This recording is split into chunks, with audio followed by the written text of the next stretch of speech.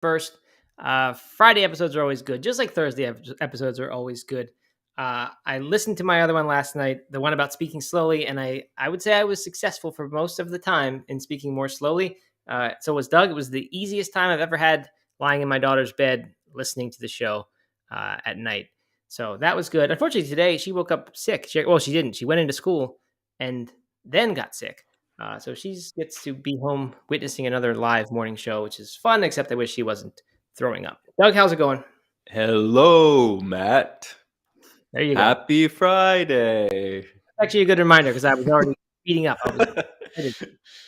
Which I always do on Fridays because it is. It's the best show. I mean, if it's the best day of the week, of course, right? Because you're wrapping up a week of hard work and good, progress, and then you get to relax for the weekend. Do you have any big plans? Yeah, you get to drive to Raleigh for 3 hours for 2 soccer games, spend the night in a hotel, and then come back and your weekend is over. So that's the reason to be all excited on a Friday.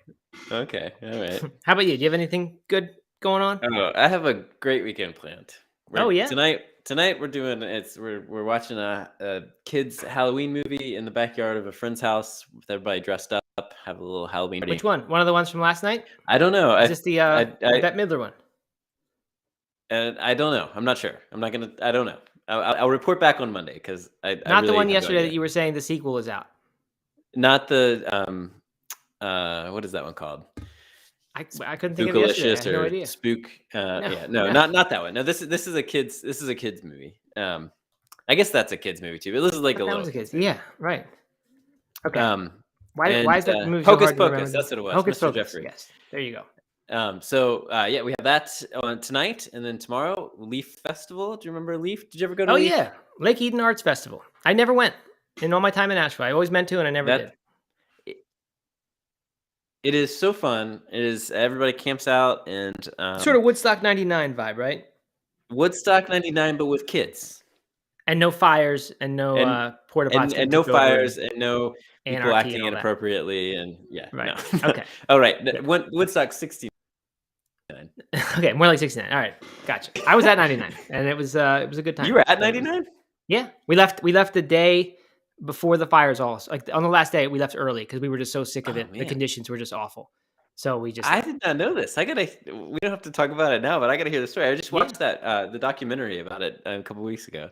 Yeah, every now and then I keep seeing stuff about it and news reports. Different articles come out about it. Yeah, it was some sort of. It's like some iconic. I mean, for bad reasons, but it's one of those things that I'm glad I was at. But I wasn't there for the fires. I left before the good part. I'm glad. I'm glad you left before the fires. That would have been bad. Me too. Steven says, "Happy Taylor Swift album release day." I had no idea that was such a big deal. The only touch point I have with Taylor Swift really is, well, on my Fun Times Country mix, there's a few Taylor Swift songs, but then mostly it's from reading the Morning Brew thing. I just somehow saw that was in the news, and she was going to tease it on Thursday Night Football, which for some reason we keep talking about on this show. Thursday Night Football always comes up. The album dropped, and now Steven is talking about it. I did not think Steven was a Taylor Swift mark, but it seems to me like everyone is now. I mean, it's like mainstream big news. Oh, I know Steven is a big Taylor Swift fan. You knew that, okay? I think he became a Swiftie after the last album, Evergreen or whatever it's called. Man, I don't know. I don't know but any albums. She had like a folky. The last like 2 were these kind of like folky albums, and they were very different and really good. They got a lot of praise. Evermore, and Folklore. That's what it is. Yeah. And I think that's when Steven, I saw and they're great. So I'm excited for this new one, Midnights. I'm a big fan of the Taylor Swift Christmas EP, which is a little five song gem, and there are just some really great ones on there, which is not where I'd expect to love Taylor Swift, but I do. So Mr. Jeffrey remembers that. I remember early in NMA Radio, there was a few episodes in a row that Matt talked about how much he liked a Taylor Swift song. That's right. It was probably a holiday episode, and I was talking about movies and just good holiday things, and that was one of them. Wow. Okay, people are into this. Bianca says we need an episode on Woodstock '99. It wouldn't. I think we do, man. I had no idea about this. This is great. I think it'd be super interesting. It's funny. Like I had graduated college that year, and we went to this thing, and now looking back, like my friends, we were such good kids. We were in a band together, like we were into rock or punk and music, but like we did not consider bringing alcohol on that trip, which is so weird that like someone would go to at that age go to Woodstock '99 and literally not have any plans to drink or ever drink a drop of alcohol. And it wasn't that I never ever drank. I just it wasn't what we thought about doing. It just wasn't. We were just so into the music. That's funny.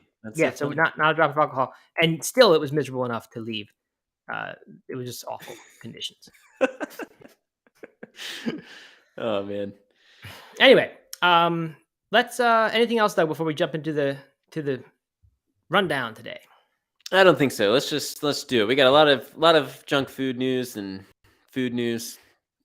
Yeah, it's food news. It's light articles today. There's no big discussions. There will be no vegan ethics things as we every now and then accidentally get into and find ourselves, above our heads talking about things we don't know anything about.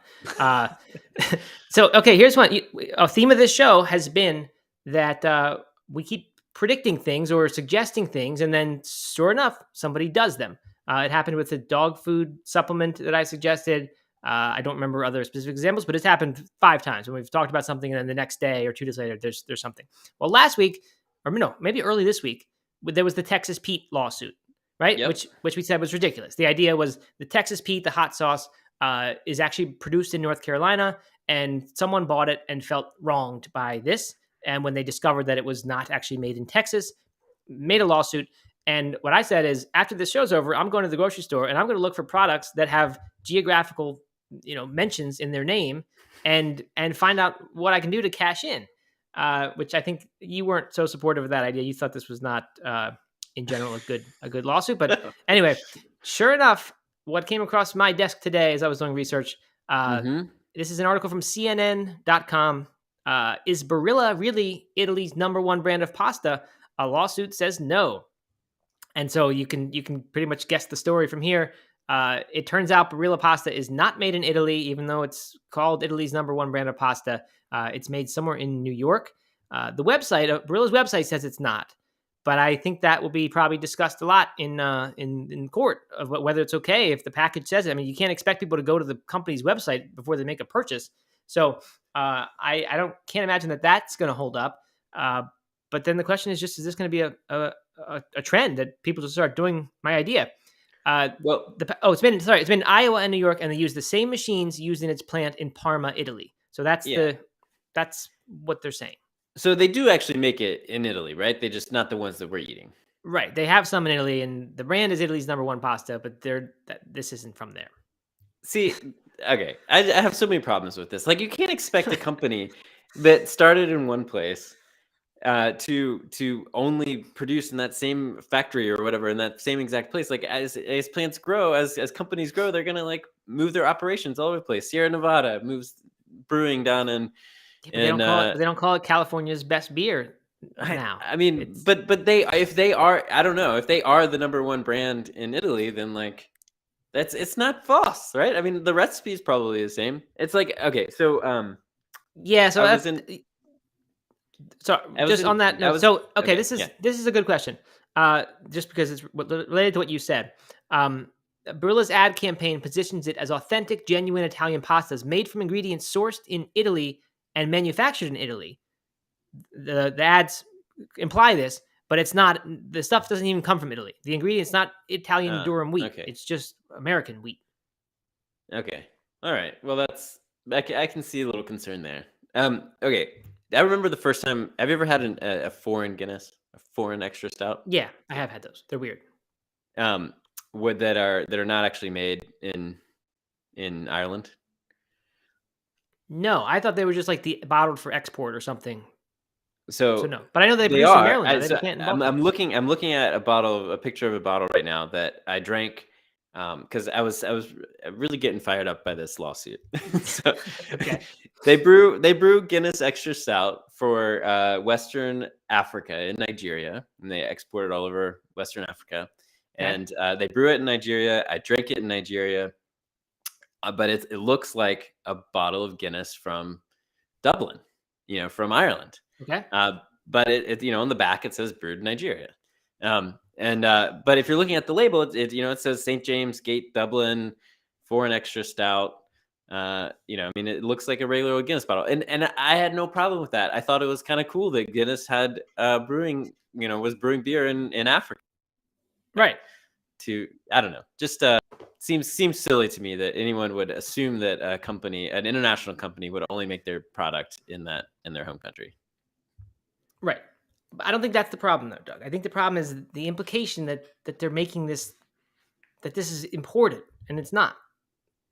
So as long as you're clear about that, it's fine. You could even probably be clear and say this brand is Italian's number one brand of pasta, but the U.S. version of it. All right. Well, maybe we should get in on this lawsuit. Well, do you think someone actually saw the Texas Pete thing and said, that's a great idea, I'm doing that? Because it just seems like strange timing. And I think someone was inspired. I think we have a copycat lawsuit. I'm going to do it. I'm going to the store. You should. Good. Do it. Spend your weekend at the store. That's what you should do. Be looking for all the different potential lawsuits. That'd be a good show on Monday if I had filed a lawsuit against somebody, and we could talk all about that. Mm-hmm. Craig D on YouTube has chimed in. The plant in Iowa is right on I-35. Drove by it before. So we have confirmation that the plant exists. It is actually in Iowa. So it's good. Our reporter on the ground is reporting the plant exists in Iowa. I love having reporters all over the ground. Hooked on Plants wants to know what everybody's sipping on while they're watching this morning. I am sipping on coffee. What are you drinking? I have nothing. I had some coffee this morning already. Made a nice Chemex of it. Drank it up. I did not have a good sleep. I woke up for the dogs. One of the puppies is being adopted, by the way, so that's good news. We've gotten one packaged up, ready to go. But I still got to wake up in the night. So I don't know. Needed the coffee early today. But anyway, I was thinking about getting plant-based morning show coffee mugs for us, Doug. I feel like that'd be a perfect product to have on the show. Such a good one. Please do. So I'm going to get on that really soon. I'm going to talk to Juliana and get it made nice. And maybe a little zip-up hoodie sweatshirt could be good too. I got my voting sticker on today. I voted this morning. Oh yeah. I always forget. I'm not even aware. Voting day not on my radar. I thought it was Tuesdays when we vote. Doug, what are you doing on Friday? It's early. It's early voting. Early voting has begun in North Carolina. So you don't just vote; you vote early. You vote early and often. Early and as often as I can, legally. Right. All right. Good. Let's see. So we've got a request from Justin David Carr to come up. I've been talking to him about joining us because I'd love to get his perspective. It's an interesting episode for him to join us because we're talking about all this junk food. So let's get into one more article and then we will bring him up just so we have a little bit of context that's not lawsuits. The next one I want to talk about, Doug, was this Domino's thing. So we've got this apparently happened while we were sleeping, according to Veg News. I don't mind that. I like the teasing headline. Domino's. Impossible Foods took over 700 Domino's locations, and it kind of sounds like they just took over and like it's a pop-up kind of deal where they took over and then it'll be back to normal soon enough. But that's not what happened. They unveiled a new meatless menu made with Impossible beef at all 700 locations across Australia, and it sounds like it's permanent. It sounds like it is a deal that's been in the works for a long time. It's not necessarily just a trial, as far as I can tell. They're putting Impossible beef all over Domino's pizza, which honestly to me sounds kind of exciting. Doug, you may recall this or you may not. You and I shared a Domino's pizza ordered very, very late at night after a casino, Cherokee. I definitely remember that. Trip. We got it delivered to the hotel. That's right. Yeah, that little microtel, that tiny little place we shared. And I think right in the strip mall nearby was a Domino's pizza. Yeah. I thought we went and picked it up, but you're probably right. We got it delivered. I just remember we passed it. We said, hey, there's food around here. Yeah. So we got that. We got no cheese on it. We got no Parmesan sprinkle around the outside. If they're one of the ones that do that, I don't know. And it was pretty bad. I mean, I haven't had a Domino's pizza like that. Hadn't in a long time, and still haven't in a long time.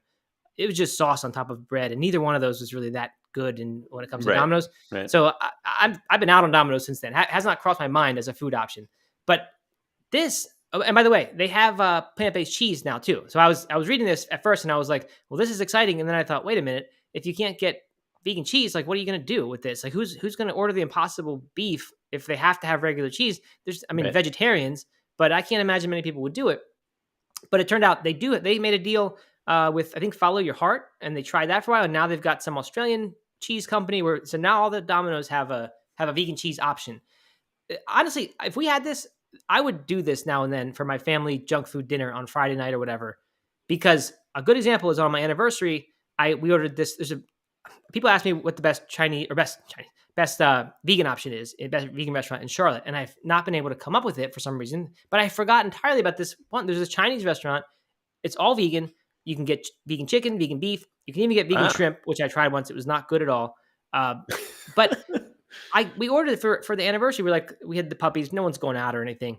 We got it, and it was $80 for 4 of us to eat Chinese food. And Chinese food should be $30, $35 typically, right? For 4 definitely. of us. And we get leftovers. This was not. So it had never occurred to me how expensive this place is. It's called Mama Wok, by the way. And I'm not bashing them because we love it. It's a great treat to do.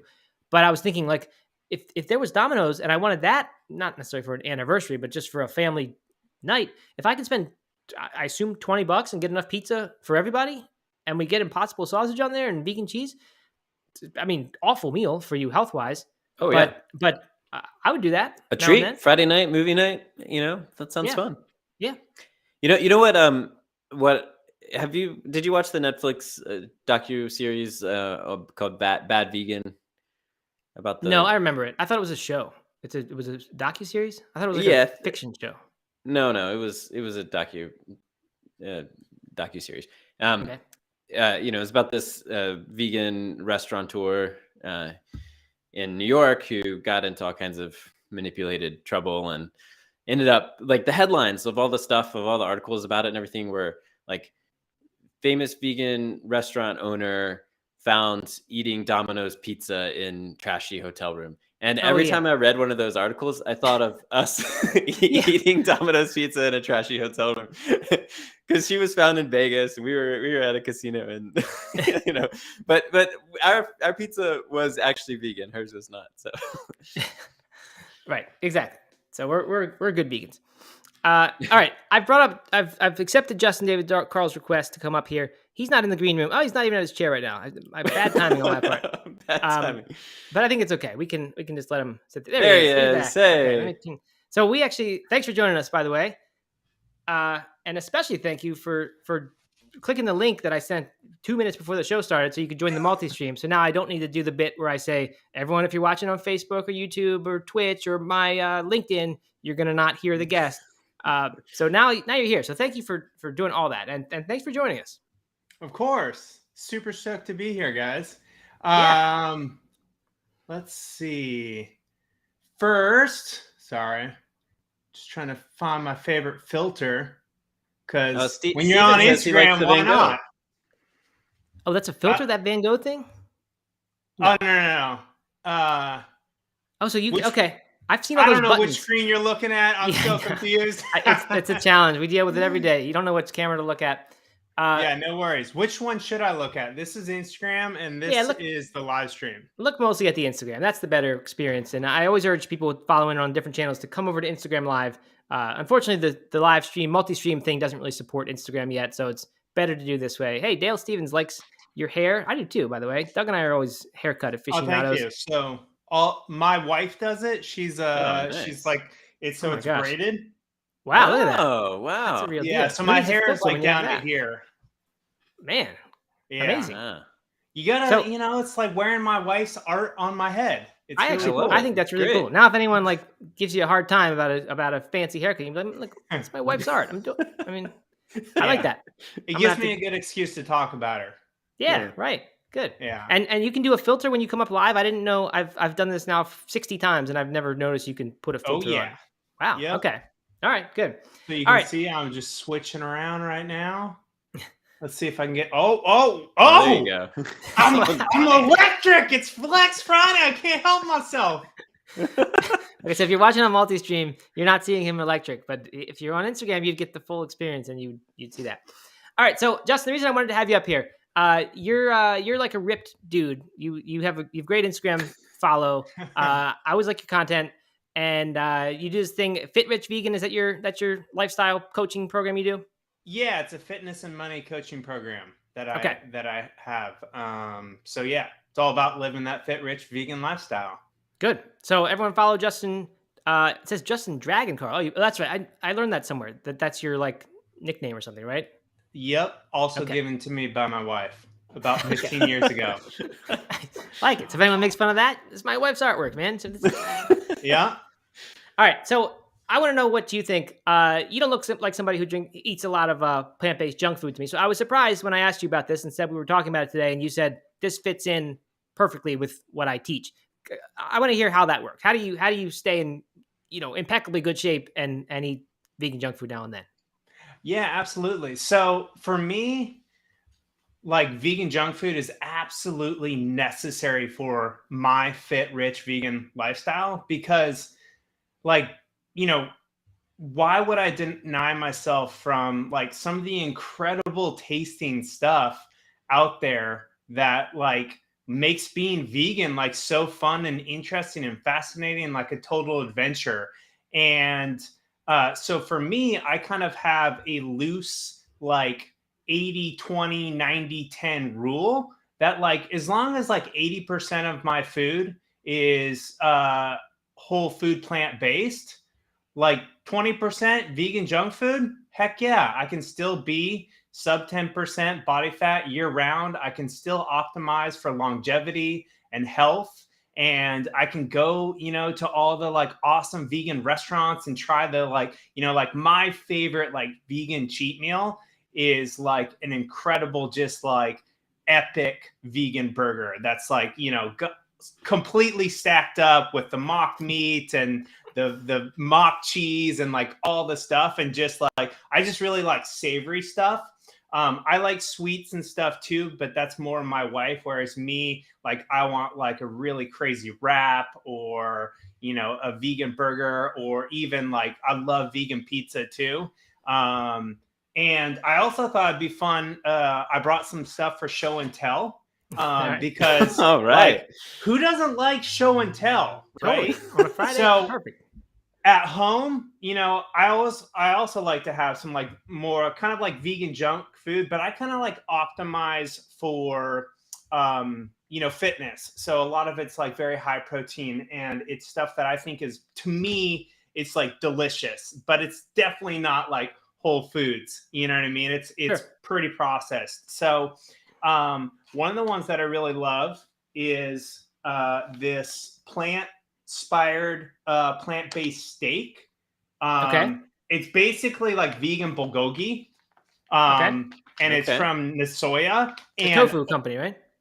yeah, so I tried this a few months ago, maybe 6 months ago. And, since going vegan, I hadn't had it. Like I used to love Korean barbecue. Mm-hmm. Absolutely loved it. And, then going vegan, I was like, I guess that's, gone forever. And then this stuff came out, and you cook it up on like a pan or a grill, and I literally taste just the same to me. Like it's crazy how delicious it is. So my wife just made some, not last night, but the night before, but it's like super high in protein. It does have like a bit more fat than I normally like, but it's like crazy, like savory, delicious.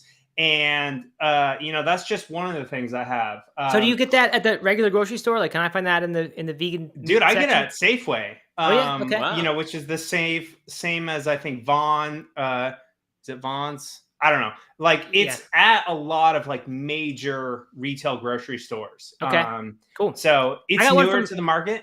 I got a Korean barbecue from Sweet Earth Foods the other day, and it wasn't great. It was okay, but it wasn't perfect. So I'm gonna try this. This sounds like crazy good.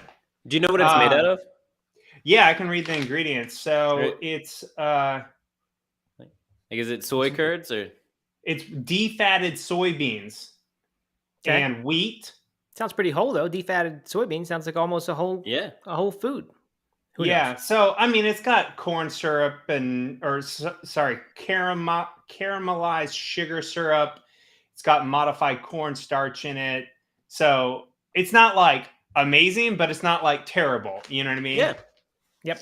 All right. What else you got? You got another one?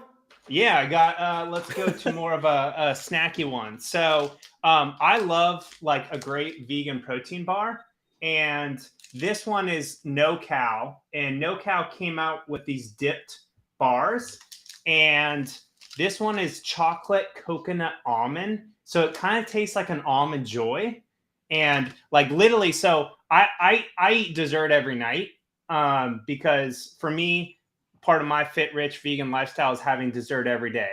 And I'll go through different phases of dessert. But right now, like my vegan like dessert of choice is I'll eat one of these with a rice cake at the same time. So I'll take a bite of this and a rice cake, and it's like popcorn and chocolate, like almond coconut, and it's like insanely delicious. Do you put that on Instagram? Are you one of those Instagram chefs who does like the crazy combos, like the crispy? I need to put that one on, because there's a bunch of super weird shit I do. I always share all the weird stuff I do with my clients, and they love it and try it out in their life. But the dip bars come in a ton of different flavors. I am sponsored by them, so if people want a discount, use code DRAGON for 15% off. But they're delicious, and they're actually, what I love about them is, even though they are processed, they're kind of like the minimally processed like protein bar, and they have a shit ton of fiber, plant fiber in them, which most protein bars don't have fiber. Fiber helps you stay full, right? Which is great. And it also has really low fat. And, you know, obviously you wrote a book with Robert Cheek, and Robert Cheek pointed out to me that most protein bars are actually fat bars, right, in like, you know, in a protein dress or disguise. Yep. And when I started doing the research on that, I was like, oh my God, it's true. Like, if you look at the macro breakdown, a majority of the most protein bars is mostly just fat. And the reason I partnered with NoCal is because it's super low fat. Like this one, you know, it ranges between 4 to like 8 grams of fat per bar, whereas most protein bars, they're like 12 to like 20 plus grams of fat. And, you know, for people who are like nerdy like me, there's 9 calories per gram of fat, whereas like protein and carbs is only 4 calories per gram. So like the nice thing about these bars is they're only about 200 calories, whereas like a lot of protein bars, like, you know, 250, 300 plus calories. And it's like, I'd rather eat a whole meal than, you know, sacrifice like so much calories for such a little bit of food. So yeah, that's actually a great transition to what I wanted to ask you about. And then you can show me your final item. And I'm impressed that you gathered all these things, because literally 2 minutes before we started, I said, hey, we're talking about vegan junk food. So I guess that's where you were. I mean, these are in my house, right? So, I mean, I have more. I got my blue cheese dressing. I got beef jerky. Oh, we love Louisville jerky. We love Louisville jerky. These are like my favorite crunchy snack. So I just grabbed a few things. Like I was like, heck, like I want to like prove that I really eat vegan junk food. It's not like this was in my pantry, right, in my kitchen. So you said 80% healthy, 20%, you know, less healthy. Bianca, one of our frequent audience members, agreed. That's her philosophy as well. So like, how do you make that work? Like, is it like I have a day that is my cheat day and that's when I eat all this stuff? You mentioned dessert every single night, so obviously it's not quite that. Yeah. And are you looking at the junk food and saying, I'm going to pick the healthiest version of it I can? Or is it more like, if I'm going to have it, I'm going to have it and I'm not worried about it? Like, how do you manage that so it doesn't becomes the 80%?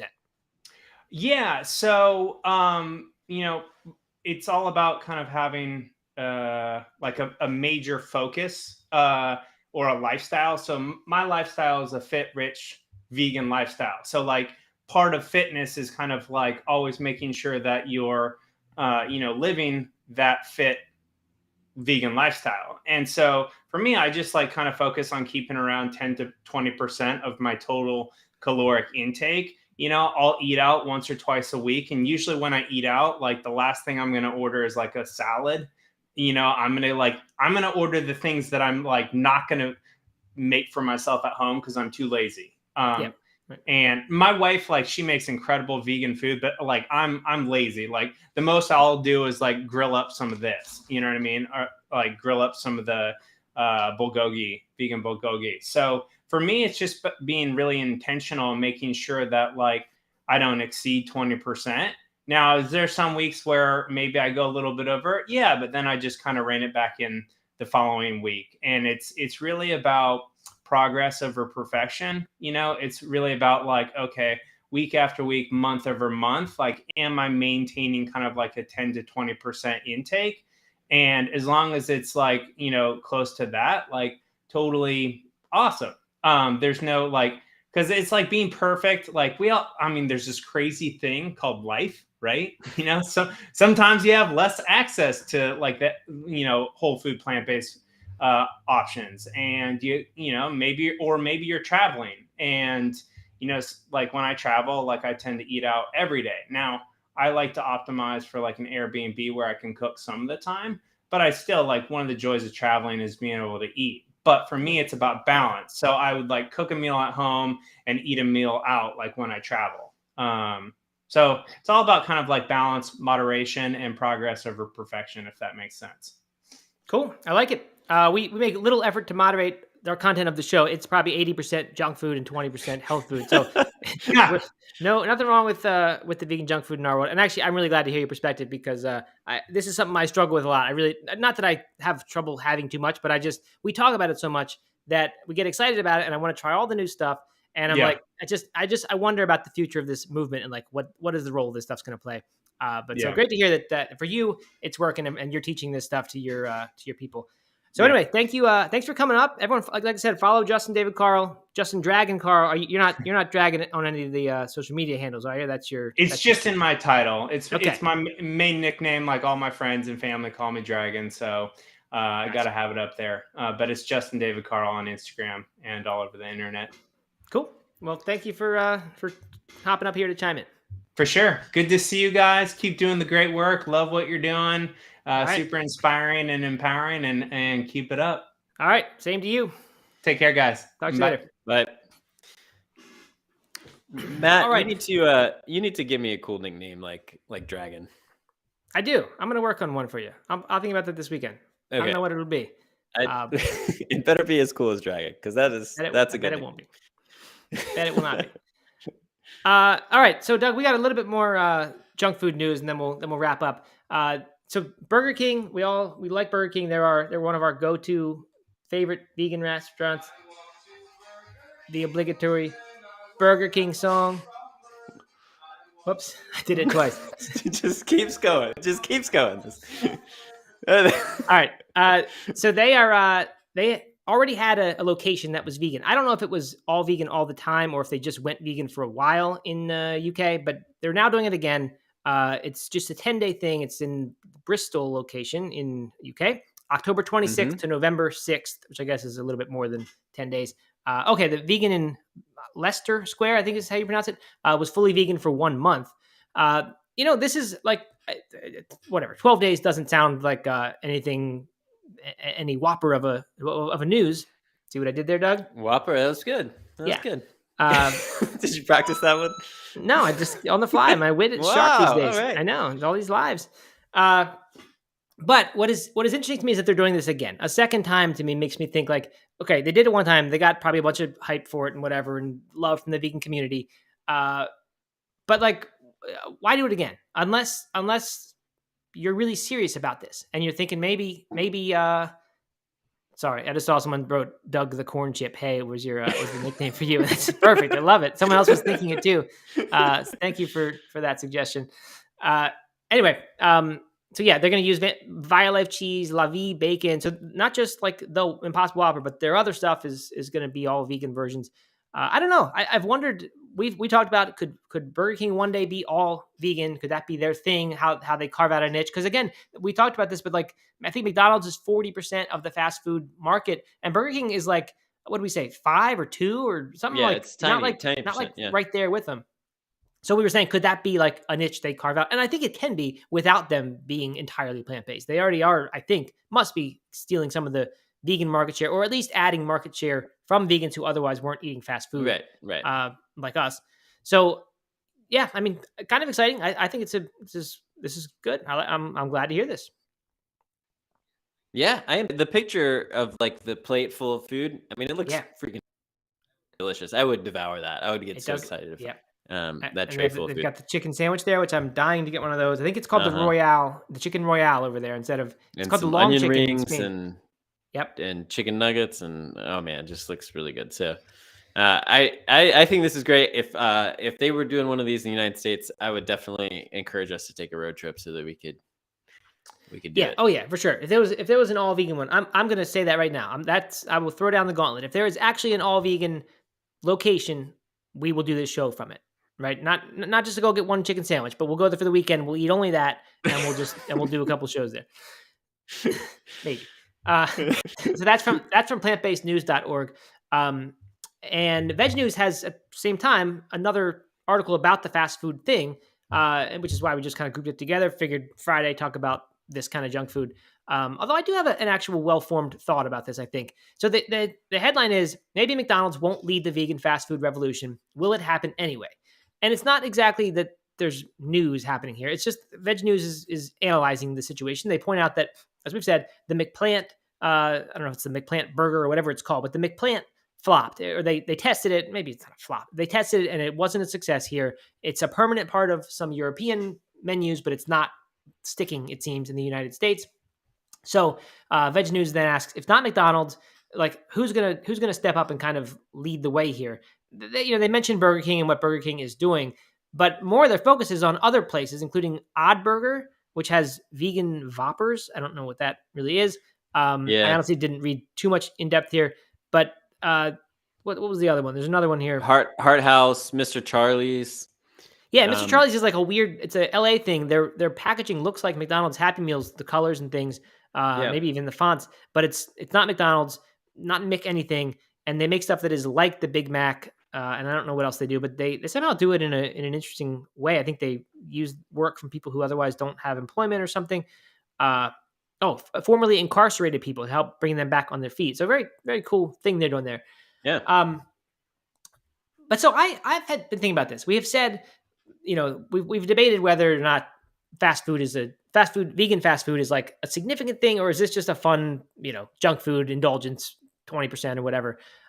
Or is this like where plant-based meat is going to take hold and like become interchangeable for people?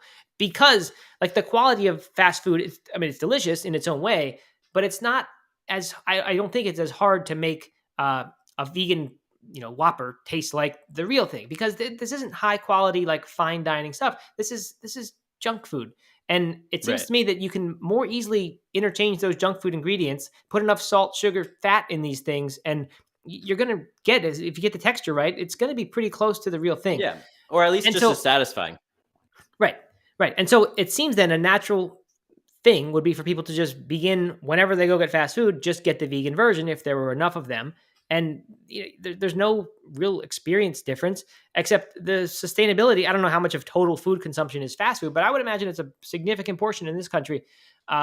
We get huge wins then for sustainability, for animals, and people's health. This is not even getting into it in a health argument. Maybe the health is exactly as bad, but we still get this automatic win with everything else.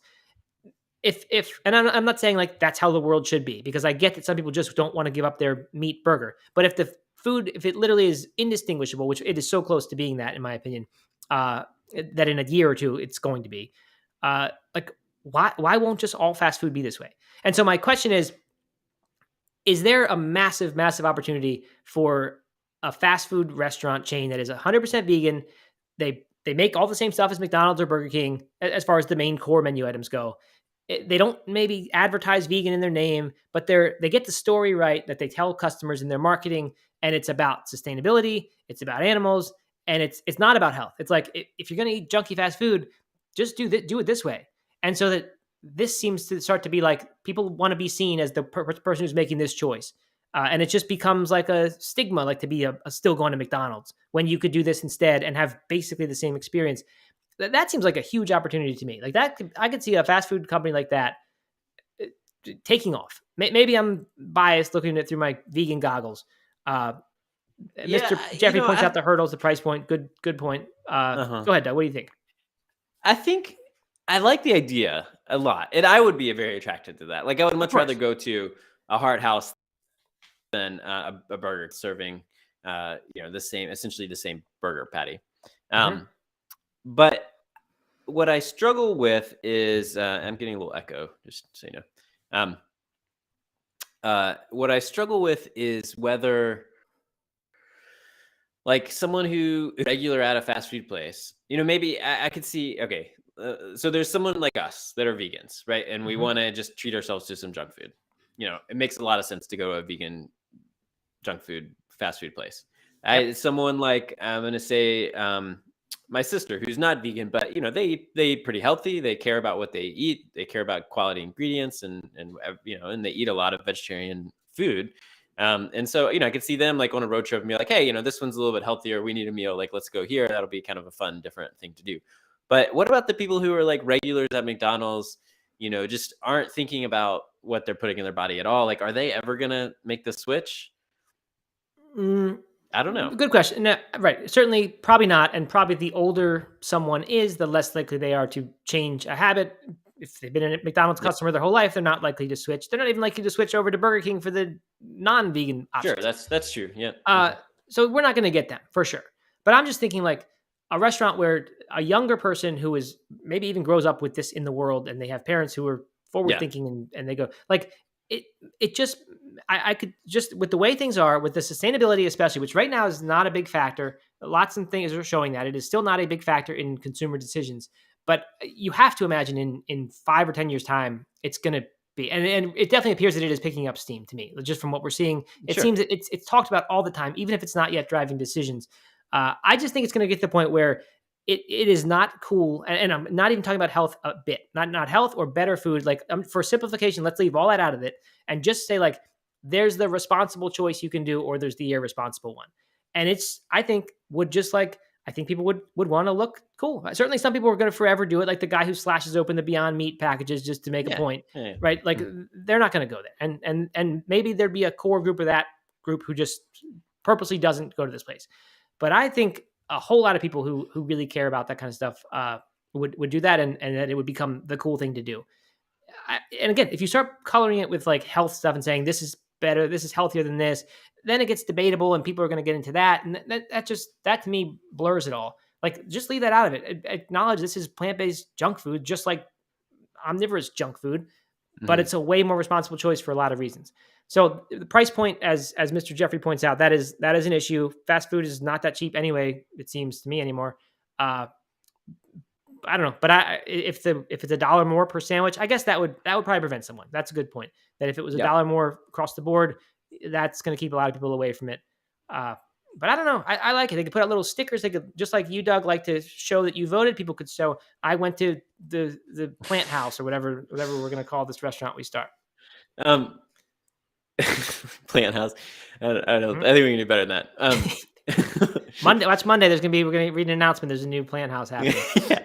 But manifesting the future. Yeah. Okay.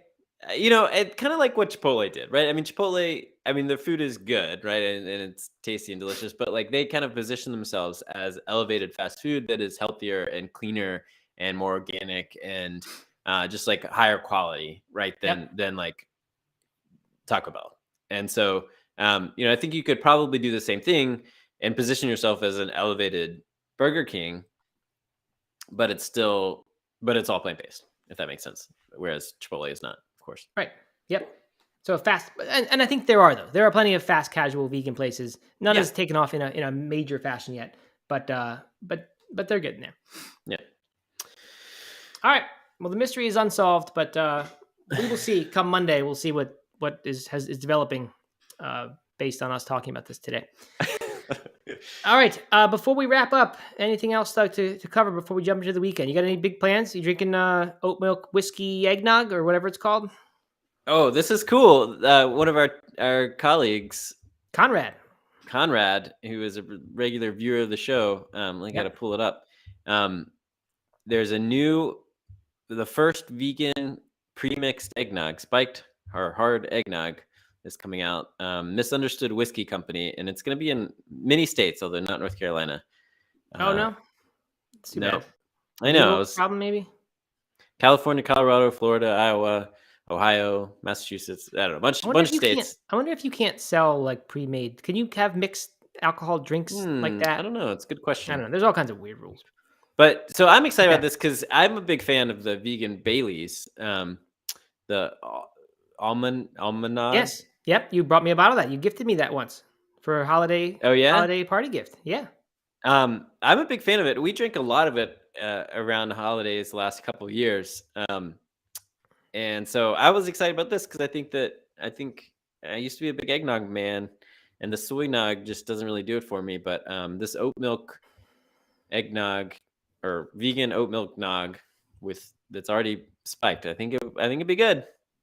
So Here's what I think is cool. I've never been an eggnog drinker. One time, I mean, the name eggnog just turned me. It was just gross. I was never an egg eater, even before I was vegetarian or vegan. So just Okay. eggs in a drink just seemed gross.